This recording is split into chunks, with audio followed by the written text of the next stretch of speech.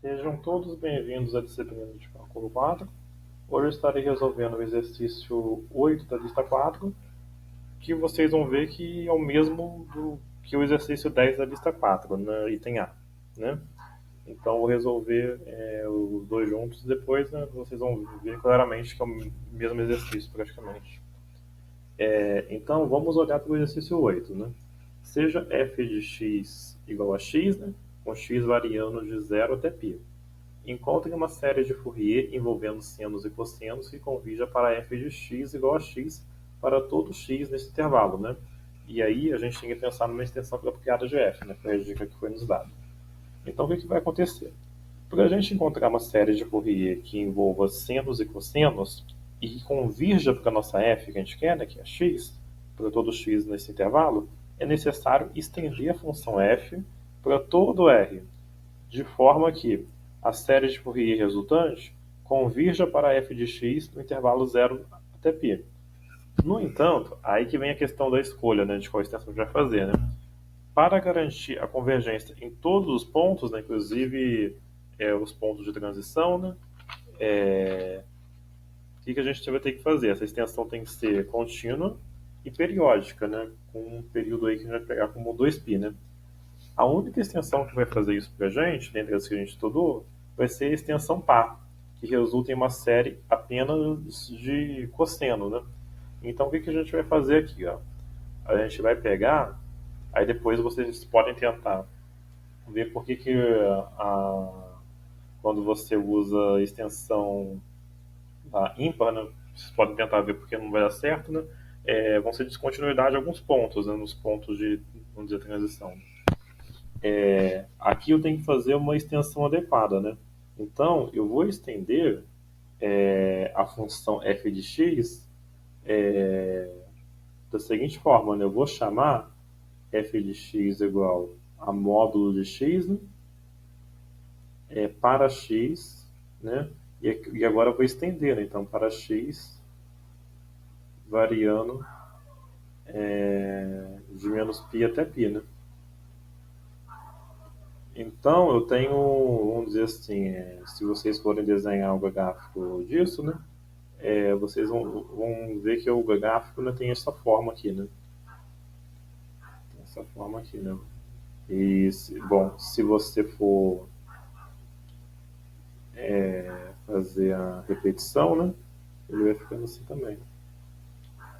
Então, você pode ver, né, que nos pontos de transição, né, quando você passa de uma reta para outra, a sua função é contínua, né? Ela não é diferenciável, mas é contínua. Então, mas o que a gente precisa né, o que a gente quer aqui é apenas continuidade, né? Então, tudo bem, né? Então, meu gráfico fica mais ou menos assim, né? Aí, bom, o que a gente tem que fazer então, né? Neste caso, aqui a gente posso colocar aqui menos π, né? Π, né? Por exemplo, aqui. O que a gente tem que fazer então? A gente tem que calcular os coeficientes de Fourier, né? Como eu estou fazendo a extensão par, né, e eu falei para vocês que ela resulta numa série que tem apenas termos cosseno, os meus coeficientes Bn vão ser zero. Mas, bom, se vocês não se convencerem, vocês podem tentar calcular o Bn, né? Não vai ter problema nenhum. Bn vai ser quem? 1 sobre π, né? Integral de menos π até π, de módulo de x, seno de npx, né? Seno de npx sobre π, né? Sobre π, dx, né? Bom, aí o que acontece, né? A gente sabe agora, né, que o módulo de x é uma função par, né? Recordem a definição de função par, né? Função par, né, quando, né, você faz a f de x, né? Isso é igual sempre a f de menos x, né? E o seno é uma função ímpar, né? Né? Bom, aqui eu usei f, então, que é o mesmo nome da função que eu estou trabalhando, né? Só para fazer essa explicação aqui rapidinho, vou chamar aqui de... né?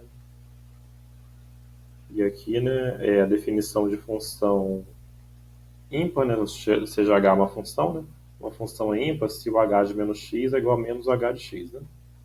Só para lembrar rapidamente aqui a definição, né? Vou apagar aqui. Certo. O produto de uma função par com uma função ímpar dá uma função que é ímpar, né? E uma função que é ímpar integrada no intervalo simétrico, né? Menos π é π, dá zero, né? Então essa integral aqui é zero, né?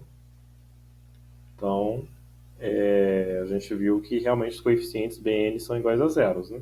Agora vamos calcular o A0, né? Os coeficientes A0.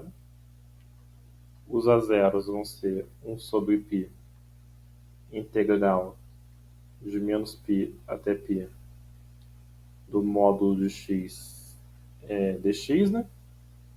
Só que como o módulo é uma função par, né? Aí a gente tem uma propriedade, né? A gente coloca duas vezes aqui, né? E a integral, ao invés de calcular de menos π até π, né? A gente calcula só do meio do intervalo em diante, 0 até π.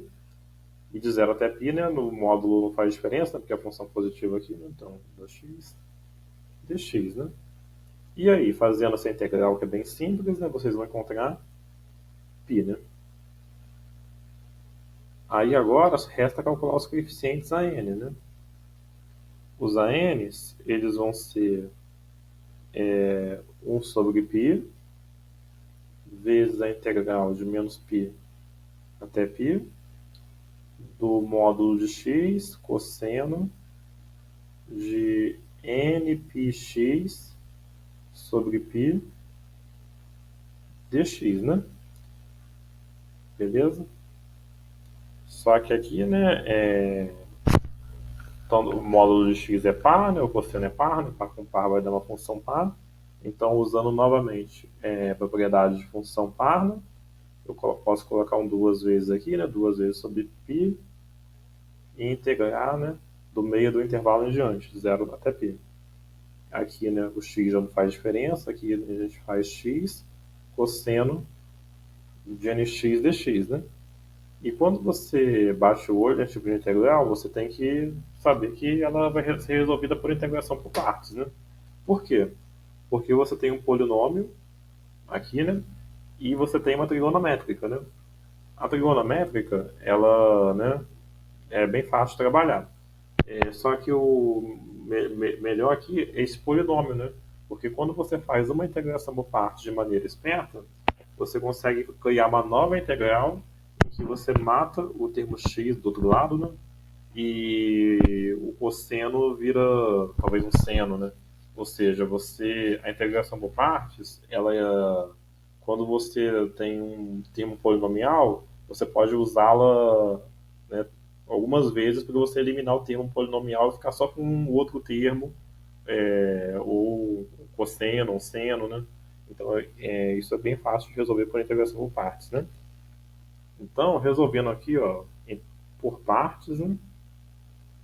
Se ficar dúvida, procurem na monitoria, deixem nos comentários ou, né, mandem e-mail, tá? Por integração por partes, isso vai dar 2π sobre n ao quadrado π cosseno de nx variando no intervalo de 0 a π. E aí, né, avaliando os extremos, né, a gente vai ter 2 sobre n ao quadrado π, e aqui, né, avaliando em π, né, cosseno de nπ, na verdade é menos 1 a n, menos 1, né? Isso aqui é importante saber, tá? Transformar o cosseno nestes caras aqui, tá bom? Beleza? Se ficou dúvida nessa etapa aqui, que eu vejo que muita gente tem, podem me procurar também na monitoria ou deixar nos comentários, mas isso aqui é só você olhar para o ciclo trigonométrico, né? Por que menos 1 a n, né? Porque é o seguinte, né? O cosseno, né, vamos dizer assim, quando a gente olha para o ciclo trigonométrico, né, esse eixo aqui deitado, né? Então, por exemplo, aqui eu tinha que fazer cosseno de nπ, né? Se o n for zero, vamos fazer alguns casos, né? Se o n for zero, o cosseno de nπ é o cosseno de zero, que é 1, né? Tá aqui. Né? Se o n é 1, o cosseno de nπ é o cosseno de π mesmo. O cosseno de π está onde? Aqui, ó. Você andou π, que é menos 1. Se você tem n igual a 2, você tem cosseno de 2π. No cosseno de 2π, você andou 2π, ou seja, você andou o círculo inteiro. Então você voltou para onde era o cosseno de zero, que é 1. Por isso que aqui fica 1 menos... Como aqui fica sempre 1 menos 1, 1 menos 1, 1 menos 1, aparece esse menos 1 a n. E aqui, como eu avalio no zero, né, menos cosseno de zero, aparece só 1, tá? Então é esse o motivo, mas se ficou muito rápido a justificativa, me procurem depois que eu posso explicar com mais detalhes ou revejam essa parte do vídeo, tá bom? Aí, bom, o que vai acontecer, né? Estes são os AN, né? Claramente, se você tiver termos pares, né? A2N, né? Aqui vai dar zero, né? Então, os termos pares nos meus AN somem. Mas se eu tiver termos ímpares, né? Por conta dessa alternância 1 menos 1, 1 menos 1, né? O que vai me sobrar aqui, né? É menos 4 sobre 2n menos 1 ao quadrado π, né? E aí, a gente consegue escrever a nossa série de Fourier, né? Só lembrar lá, quem é a nossa série de Fourier? Ela é A0 sobre 2, né? Quem é o A0 que a gente encontrou? É o π, né? Tá aqui, A0 sobre 2, né? E aqui eu vou, né, colocar os meus coeficientes ANs, né, multiplicado pelos seus respectivos cossenos dentro do somatório. Então vai ficar menos, né, 4 sobre π, soma, né, de n igual a 1 até infinito, né, já estou colocando os bns todos aqui, né, 1 sobre... Já tirei para fora o menos 4 sobre π, né, porque ele não depende do somatório, meu somatório é em n, né, então não tem porque ele ficar ali dentro. E aqui vai ficar o cosseno de 2n menos 1, né, que é onde o 2n menos 1 denota os termos ímpares, né, que são os termos AN que sobrevivem, né, apenas os ímpares.